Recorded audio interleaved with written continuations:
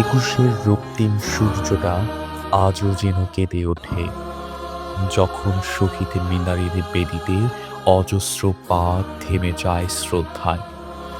১৯৫২ সালের সেই দুপুর, যখন ভাষার দাবিতে রাজপথে নেমেছিল একদল সাহসী তরুণ, সালাম, রফিক, বরকত, জব্বার, শফিক, আরও কতকে, বুক চেতিয়ে বলেছিল, রাষ্ট্রভাষা বাংলা চাই। বন্দুকের নল তাদের দাবিয়ে রাখতে পারেনি, বন্দুকের নল তাদের থামাতে পারেনি, বরং রক্তে রাঙিয়েছিল মায়ের ভাষা। তাদের রক্তে ফুটেছে পলাশ, ভাষার মধুরতায় ভেসে আছে আকাশ। শহীদদের শপথ আজ বুকে গাথা, বাংলায় আমার প্রাণের কথা। ওই লাল রক্ত যেন আমাদের ভাষার বর্ণমালায় মিশে আছে।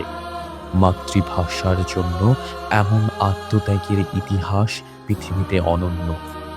তাদের ত্যাগ আমাদের শিখিয়েছে ভাষা কেবল শব্দ নয়, এটি অস্তিত্বের চিহ্ন, হৃদয়ের স্পন্দন।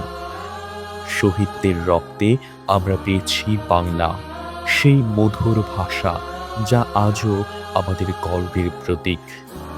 তাদের রক্ত বৃথা যায়নি, বাংলা আজ বেঁচে আছে আমাদের মুখে, হৃদয়ে।